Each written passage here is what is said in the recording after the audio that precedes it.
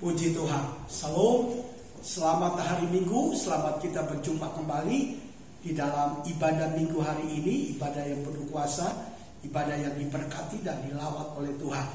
Nah, pagi hari ini saya ingin menyampaikan satu kebenaran firman buat kita, Yakobus 1 ayat 3 dan 4. Sebab kamu tahu bahwa ujian terhadap imanmu itu menghasilkan ketekunan, dan biarkanlah ketekunan itu memperoleh buah yang matang, supaya kamu menjadi sempurna dan utuh dan tidak kekurangan suatu apapun. Nah, Bapak Ibu, di awal bulan Maret ini kita memiliki tema ujian iman. Saya percaya bahwa setiap orang yang percaya kepada Yesus akan menghadapi ujian-ujian dalam hidupnya, ujian-ujian iman dalam hidupnya, supaya dia memperoleh ketekunan dalam hidupnya. Dia memperoleh ketaatan di dalam hatinya untuk mengiring Tuhan, untuk mengikut Tuhan. Dan dia menghadapi berbagai macam penderitaan, kesulitan, masalah, tantangan apapun dalam hidup dan keluarganya, bahkan rumah tangganya, bahkan apapun yang dihadapi hari-hari ini. Dia pasti memperoleh kemenangan kalau dia tekun dengan iman yang kuat di hadapan Tuhan. Saya percaya bahwa Alkitab memberikan contoh orang-orang yang mengalami ujian iman, seperti kita juga mengalami ujian iman. Abraham, dia seorang mengalami ujian iman yang luar biasa. Tuhan berkata kepada Abraham, keturunanmu akan banyak seperti pasir di laut dan bintang di langit. Dan Tuhan berjanji kepada Abraham bahwa dia akan diberikan anak. Tetapi Abraham menunggu sampai 25 tahun lamanya. Baru Tuhan memberkati Abraham dan Ishak dengan seorang Abraham dan Sarah dengan seorang anak yang bernama Ishak. Ishak adalah anak perjanjian yang Tuhan berikan kepadanya. Tapi terus setelah Ishak besar, maka Tuhan meminta Abraham untuk mempersembahkan Ishak di atas bukit Moria.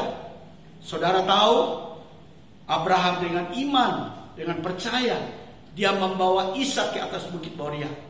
Pada waktu ada di Mesbah, Ishak bertanya kepada Abraham, "Papa, kayu sudah ada, korek api sudah ada, Mesbah ini sudah ada, tapi di mana ada korbannya?"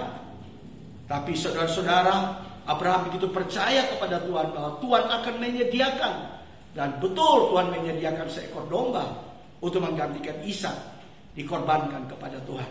Saudara-saudara, ini adalah ujian iman yang dihadapi oleh Abraham pada waktu dia meninggalkan Ur Kasdim, pergi ke tempat yang Tuhan janjikan bagi dia. Abraham belum tahu tempat mana yang dia akan pergi, tapi dia melangkah dan dia berjalan dengan iman. Dia percaya bahwa Tuhan menyediakan tempat yang terbaik baginya. Saya percaya bahwa kita semua juga menghadapi ujian-ujian iman hari-hari ini, lewat masalah, lewat pergumulan, lewat sakit penyakit. Mungkin bagi manusia itu mustahil, tapi bagi Allah tidak ada yang mustahil. Allah sanggup memberikan jalan keluar, bahkan terobosan-terobosan, mujizat demi mujizat Allah berikan kepada orang-orang yang percaya kepada Tuhan. Nah, contoh yang lain dalam Alkitab adalah Ayub.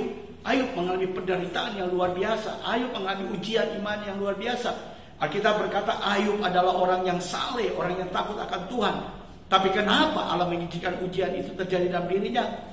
Dan Ayub melihat bahwa ketika dia taat dalam ujian, dia tekun dalam ujian, dia akan keluar dan dia akan menjadi timbul seperti emas. Dalam Ayub 23 ayat yang ke-10, dia sungguh-sungguh diberkati oleh Tuhan. Dan Ayub walaupun dalam ujian, dia kehilangan harta, kehilangan anak, kehilangan rumah, maka dia sendiri mengalami sakit yang begitu berat, tapi dia tetap bertahan dengan imannya kepada Tuhan. Istrinya berkata kepada Ayub, "Kutukilah Allahmu." Tapi Ayub tetap percaya kepada Tuhan, bahwa Tuhan pasti memberikan pertolongan kepadanya.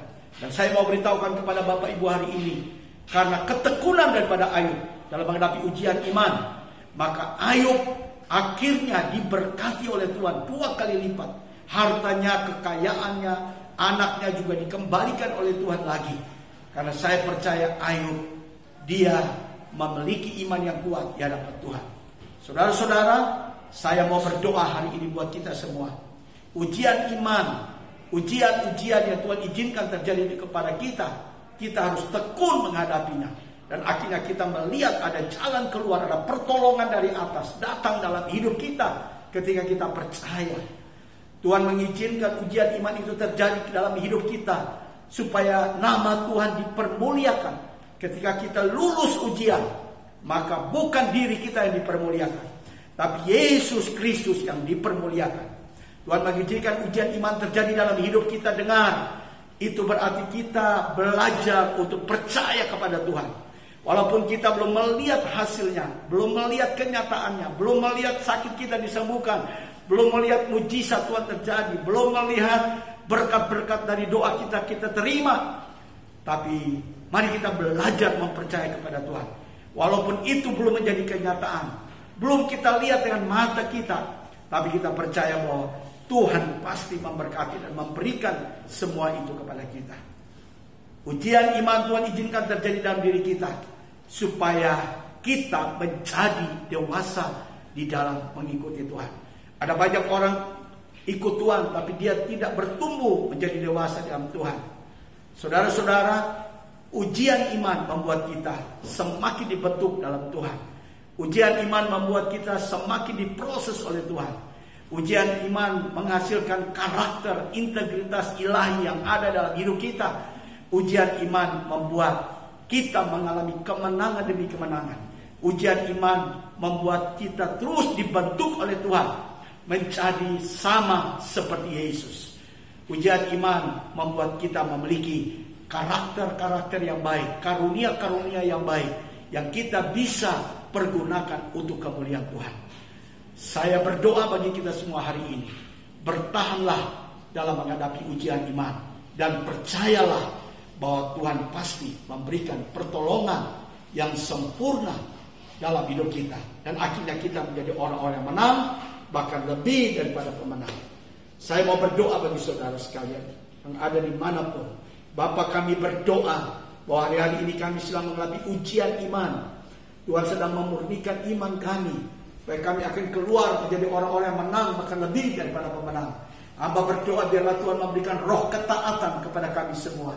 Tuhan memberikan roh ketekunan kepada kami semua, supaya kami boleh melihat apa yang Tuhan sedang kerjakan buat dalam hidup kami.